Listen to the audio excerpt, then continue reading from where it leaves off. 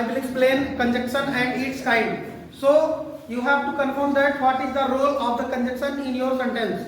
So conjunction is a very important particle of your syllabus because of it joins two sentences, sometimes two or more than sentences, clause and two or more than words. So there are many kinds of conjunctions are there in which you can prepare a lot of sentences and you may join two or more sentences. So conjunction is a two kinds of conjunction is mainly two types of. First is coordinate conjunction and second is subordinate conjunction. So coordinate conjunction is known as principal clause. In Hindi you can say मुख्य class और दूसरा आपका होता है subordinate class और conjunction, यानी दूसरा क्या होता है आपका सबऑर्डिनेट कंजक्शन, यानी conjunctions are two types. First is coordinate and second is subordinate. So coordinate conjunction is divided into four categories. First is cumulative conjunction and second is adversative conjunction and third is alternative conjunction and fourth is elative conjunction. तो चार conjunction होते हैं जो आपके coordinate conjunctions के होते हैं और ये चारों जो होते हैं अपना खुद का अलग अलग रोल निभाते हैं सेंटेंस में. यानी आप जब सेंटेंस को जोड़ने जा रहे होते हो तो कंडीशन आप देखें सेंटेंस का कि वो सेंटेंस आपका किस प्रकार से है और कौन सा कंजक्शन लगाना ठीक रहेगा. तो बोर्ड के माध्यम से मैं बताता हूं, आप लोग देखें यहां पर आप लिख दे रहे हैं कंजक्शन. कंजक्शन कंजक्शन को हिंदी में बोलते हैं संयोजक. संयोजक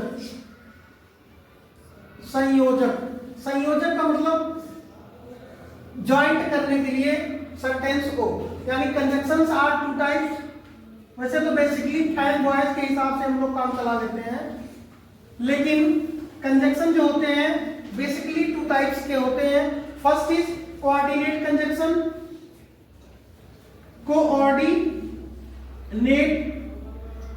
कोऑर्डिनेट कंजक्शन कोऑर्डिनेट कंजक्शन और इसको प्रिंसिपल भी बोल सकते हैं, इसको इंडिपेंडेंट कंजक्शन भी बोल सकते हैं. कोऑर्डिनेट और दूसरा आपका होता है subordinate. Coordinate and second is subordinate. यानी आपको पता होना चाहिए आपका जो संयोजक होता है वो दो प्रकार का होता है, coordinate and second is subordinate. इसको आप प्रिंसिपल भी कह सकते हैं, इंडिपेंडेंट भी कह सकते हैं. यानी इसको आप इंडिपेंडेंट भी कह सकते हैं और इसको आप डिपेंडेंट कह सकते हैं. डिपेंडेंट यानी डिपेंडेंट मींस आश्रित. डिपेंडेंट मींस आश्रित और ये मुख्य होता है. डिपेंडेंट मतलब होता है स्वतंत्र, डिपेंडेंट इंडिपेंडेंट मतलब स्वतंत्र, यानी ये स्वतंत्र होता है और ये जो है आपका क्या होता है आश्रित होता है, डिपेंडेंट होता है. अब नेक्स्ट सेशन में बता रहे हैं कि जो कोऑर्डिनेट कंजक्शन होता है ये बेसिकली चार भागों में बांटा जाता है. इसकी अपनी मीनिंग के हिसाब से इसका अपना खुद का अलग अलग डिफरेंट रोल होता है. जैसे सबसे पहले होता है कम्युलेटिव कंजक्शन. फर्स्ट होता है कम्युलेटिव कंजक्शन जोड़ बताने के लिए. जैसे कम्युलेटिव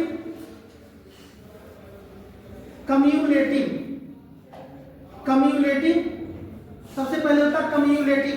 ये ऐड करने का काम करता है, किसी भी सेंटेंस को ऐड करने का काम करता है, किसी भी दो सेंटेंस को ऐड करने का काम करता है. इसके एग्जांपल्स को मैं बता दे रहा हूं कि as well as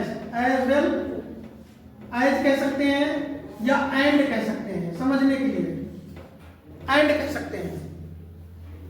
and के माध्यम से आप सेंटेंस को जोड़ सकते हैं. इसके एग्जांपल्स मैं बताऊंगा. और दूसरा होता है आपका अल्टरनेटिव. सो अल्टरनेटिव जो होता है ये आपका ऑप्शन ऑप्शन, ये ऐड करने का काम करता है, ये ऑप्शन बताता है, ऑप्शन बताने का काम करता है। और आपका तीसरा जो होता है, ये आपका तीसरा जो होता है, ये तीसरा आपका जो होता है, ये होता है एडवर्सेटिव। एडवर्सेटिव कंजंक्शन जो होता है, ये अपोजिशन बताता है। अपोजिशन मतलब विरोध, अपोजिशन मतलब विरोध।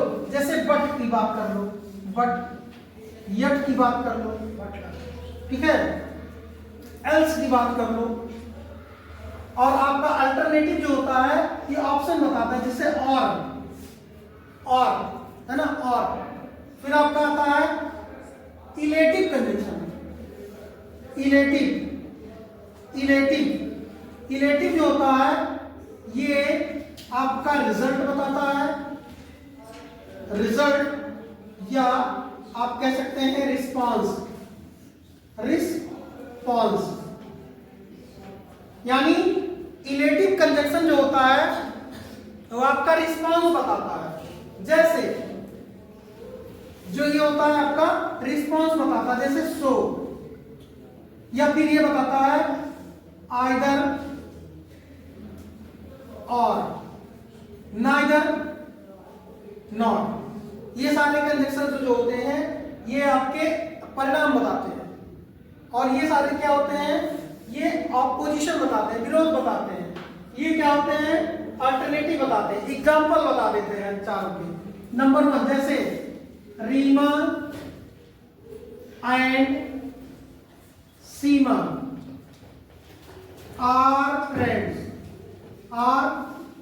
फ्रेंड्स, दोनों दोस्त हैं।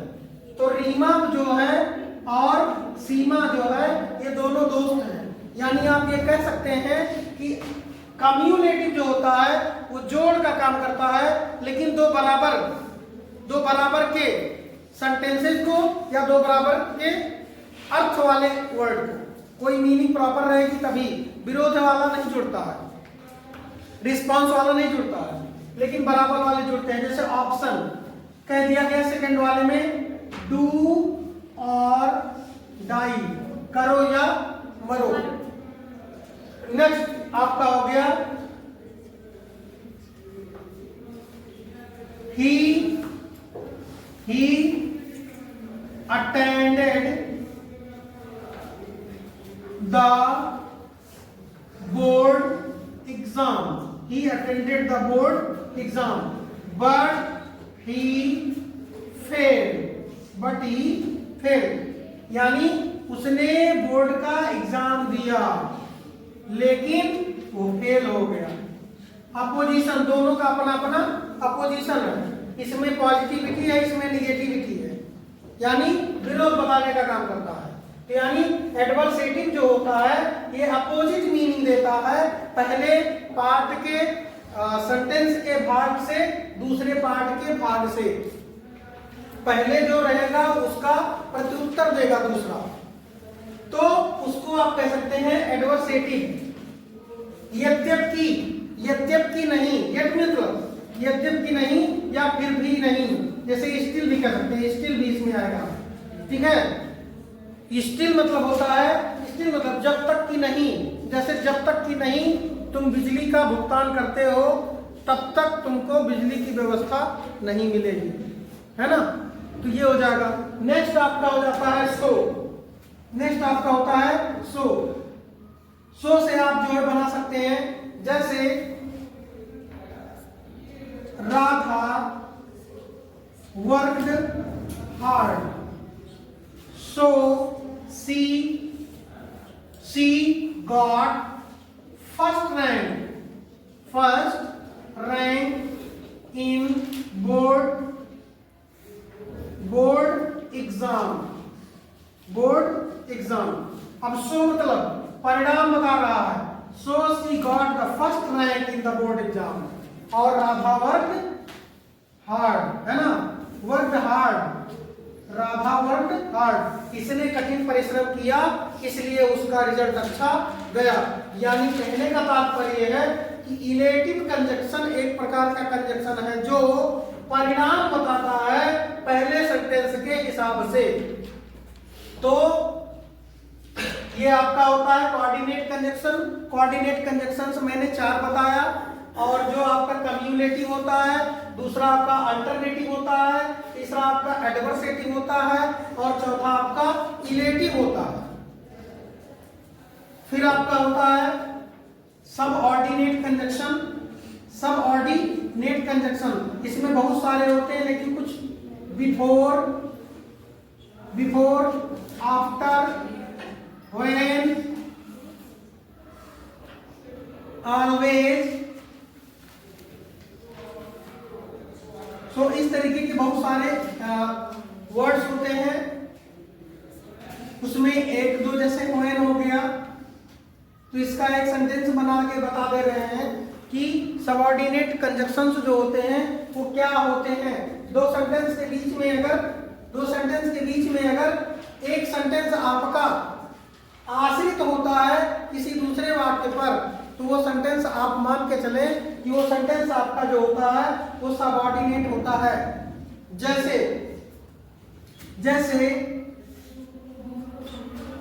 जैसे Hari is a doctor. Hari is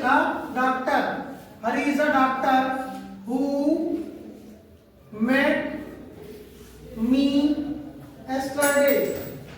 who met me yesterday। तो ध्यान दें, हरी इज अ डॉक्टर एक आपका पूरा सेंटेंस है, लेकिन हु met me yesterday ये आपका जो दूसरा पार्ट है ये आपका इस वाक्य पर पूरी तरह से डिपेंडेंट है। इसमें एक सेंटेंस है आपका हरी इज ए डॉक्टर। हरी एक डॉक्टर है जो मुझे कल मिला था। तो क्या अगर इस सेंटेंस को हटा दिया जाए तो ये पूरा सेंटेंस पूरा मीनिंग देगा? नहीं देगा। तो जो सेंटेंस पूर्ण मीनिंग ना देता हो वो आपका पूरा सबऑर्डिनेट कंजक्शन की कैटेगरी में आता है। उस पार्ट को सबऑर्डिनेट क्लॉज कहा जाता है।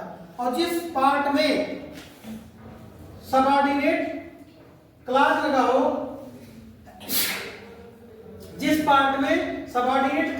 हो, वो पूरा पार्ट आपका सबऑर्डिनेट कंजक्शन कहलाता है। तो दोस्तों आज के लेक्चर में सिर्फ इतना ही। In the next lecture I will explain the pending articles